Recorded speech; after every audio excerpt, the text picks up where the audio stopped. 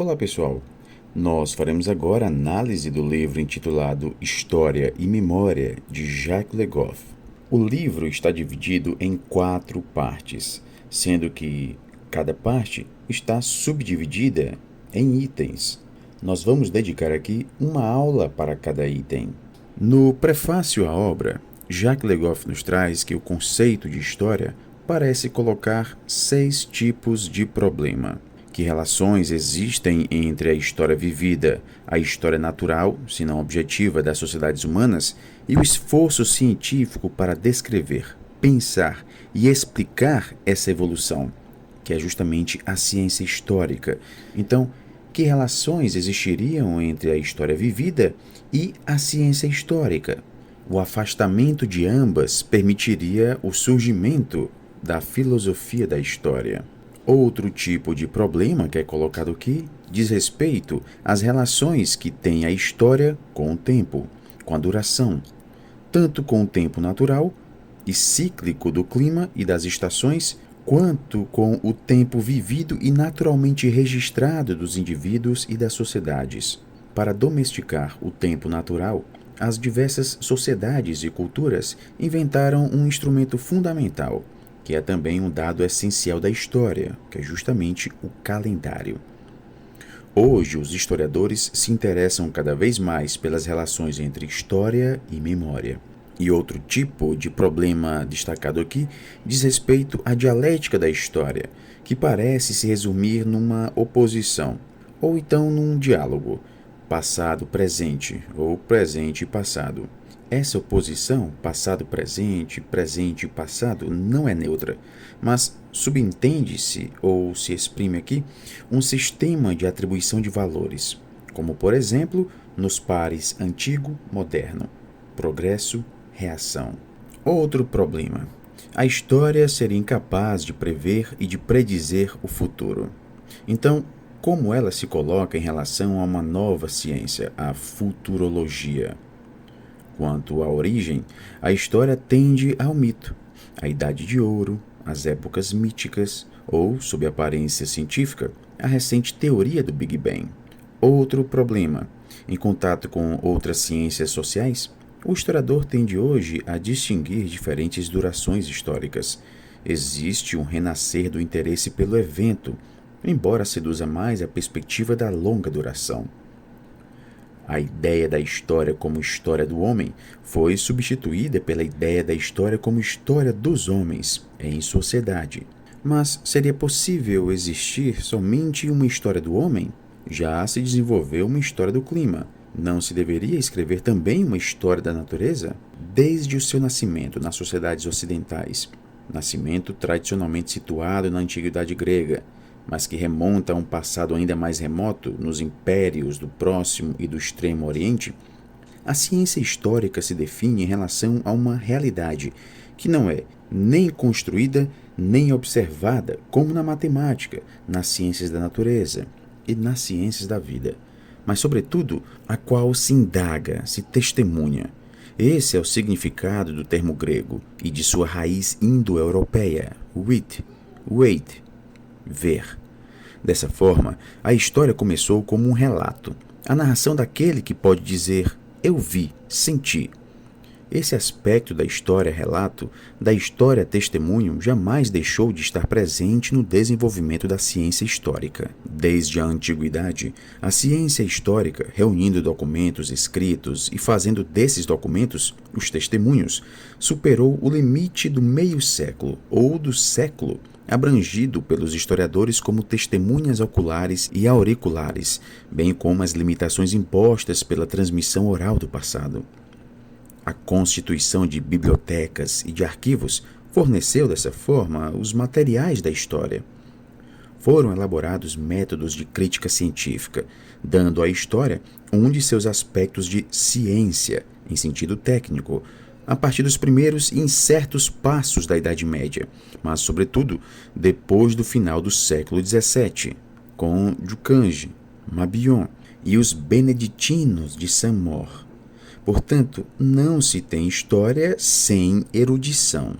Mas, do mesmo modo como se fez no século XX, a crítica da noção de fato histórico, que não é um objeto dado e acabado, uma vez que isso resulta da construção do historiador, também se faz hoje a crítica da noção de documento, que não é um material bruto, objetivo e inocente.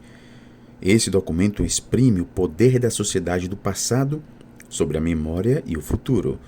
O documento é monumento. Ao mesmo tempo, se ampliou aqui a área dos documentos, que a história tradicional reduzia aos textos e aos produtos da arqueologia, de uma arqueologia muitas vezes separada da história. Hoje, os documentos chegam a abranger a palavra, o gesto. Eles são constituídos de arquivos orais, são coletados etnotextos. Enfim, o próprio processo de arquivar os documentos foi revolucionado pelo computador. A maior parte dos historiadores tem uma desconfiança mais ou menos pronunciada em relação à filosofia da história.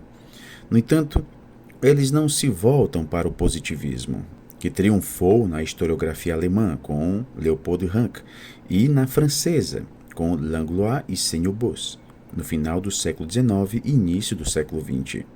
Entre a ideologia e o pragmatismo, os historiadores são os defensores de uma história-problema, como afirma Lucien Febvre. As condições nas quais trabalha o historiador explicam, além de tudo, por que foi e continua sendo sempre colocado o problema da objetividade do historiador.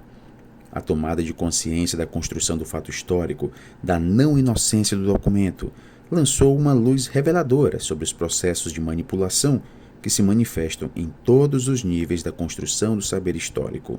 O horizonte da objetividade, que deve ser o do historiador, não deve ocultar o fato de que a história é também uma prática social, como afirmava Michel Lecerteau, e se devem ser condenadas as posições que, na linha de um marxismo vulgar ou de um reacionarismo igualmente vulgar, confundem ciência histórica e empenho político, é legítimo observar que a leitura da história do mundo se articula sobre uma vontade de transformar esse mundo, por exemplo, na tradição revolucionária marxista, mas também outras perspectivas que associam estreitamente análise histórica e liberalismo político. A crítica da noção de fato histórico tem, além de tudo, provocado o reconhecimento de realidades históricas negligenciadas por muito tempo pelos historiadores. Junto à história política, à história econômica e social, à história cultural, nasceu uma história das representações. Essa história assumiu formas diversas: história das concepções globais da sociedade ou história das ideologias, história das estruturas mentais comuns a uma categoria social, a uma sociedade, a uma época, ou história das mentalidades, história das produções do espírito ligadas não ao texto, à palavra, ao gesto, mas sim à imagem, ou história do imaginário, que permite tratar os documentos literário e artístico como plenamente históricos, sob condição de ser respeitada sua especificidade. Temos também a história das condutas, das práticas, dos rituais, que remete a uma realidade oculta, ou história do simbólico, que talvez um dia conduza a uma história psicanalítica, cujas provas de estatuto científico não parecem ainda reunidas. Todos estes novos setores da história representam um enriquecimento notável, desde que sejam evitados dois erros. Antes de mais nada, subordinar a história das representações a outras realidades, as únicas às quais caberiam status de causas primeiras. Renunciar, portanto, à falsa problemática da infraestrutura e da superestrutura. Mas também não privilegiar as novas realidades, não lhes conferir, por sua vez, um papel exclusivo de motor da história. Uma explicação histórica eficaz deve reconhecer a existência do simbólico no interior de toda a realidade histórica, incluída que é econômica, mas também confrontar as representações históricas com as realidades que elas representam e que o historiador apreende mediante outros documentos e métodos. Por exemplo, confrontar a ideologia política com a praxis e os eventos políticos. Toda história deve ser uma história social. A matéria fundamental da história é o tempo. Portanto, Não é de hoje que a cronologia desempenha um papel essencial como fio condutor e ciência auxiliar da história. O instrumento principal da cronologia é o calendário, que vai muito além do âmbito do histórico, sendo, antes de mais nada, o quadro temporal do funcionamento da sociedade. O calendário revela o esforço realizado pelas sociedades humanas para domesticar o tempo natural. Utilizar o movimento natural da lua ou do sol, do ciclo das estações, da alternância do dia e da noite. Porém, suas articulações mais eficazes, a hora e a semana, estão ligadas à cultura e não à natureza. O calendário é produto e expressão da história. Ele está ligado às origens míticas e religiosas da humanidade, como as festas.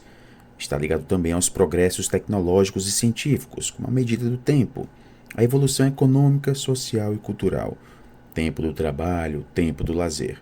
O calendário manifesta o esforço das sociedades humanas para transformar o tempo cíclico da natureza e dos mitos, do eterno retorno, num tempo linear, escondido por grupos de anos. A oposição passado-presente é essencial na aquisição da consciência do tempo. Essa oposição não é um dado natural, mas sim uma construção. A constatação de que a visão de um mesmo passado muda segundo as épocas e o historiador está submetido ao tempo em que vive, conduziu tanto ao ceticismo sobre a possibilidade de conhecer o passado, como a um esforço para eliminar qualquer referência ao presente. O interesse do passado está em esclarecer o presente. O passado é atingido a partir do presente, justamente por meio do método regressivo proposto por Marc Bloch. Na Europa do final do século XVII e primeira metade do século XVIII, a polêmica sobre a oposição antigo e moderno, surgida a propósito da ciência, da literatura e da arte, manifestou uma tendência à reviravolta da valorização do passado. O antigo se tornou sinônimo de superado, e moderno se tornou sinônimo de progressista. Depois da Revolução Francesa, à ideologia do progresso foi contraposto um esforço de reação, cuja expressão foi sobretudo política, mas que se baseou numa leitura reacionária da história. Na atual renovação da ciência histórica, que se acelera ao menos na sua difusão, e um incremento essencial veio com a revista Annales, fundada por Bloch e Febvre em 1929, uma nova concepção do tempo histórico desempenha um papel importante. A história seria feita segundo ritmos diferentes, e a tarefa do historiador seria primordialmente reconhecer esses ritmos. Em vez do extrato superficial que diz respeito ao tempo rápido dos eventos, mais importante seria o nível mais profundo das realidades, que mudam devagar. Geografia, a cultura material, as mentalidades. Trata-se aqui do nível da longa duração, proposto por Fernand Braudel. Chegou-se até mesmo a avançar a hipótese de uma história imóvel. Mas, ao contrário, a antropologia histórica parte da ideia de que o movimento, a evolução, se encontram em todos os objetos de todas as ciências sociais, pois o seu objeto comum são as sociedades humanas. No que diz respeito à história, ela só pode ser uma ciência da mutação e da explicação da mudança. Ao fazer a história de suas cidades, povos, impérios, os historiadores da antiguidade pensavam fazer a história da humanidade. Os historiadores cristãos, os historiadores do Renascimento e do Iluminismo, pensavam estar fazendo a história do homem. Os historiadores modernos observam que a história é a ciência da evolução das sociedades humanas. Mas a evolução das ciências levou a um problema de saber se não poderia existir uma história diferente daquela do homem. Já se desenvolveu uma história do clima.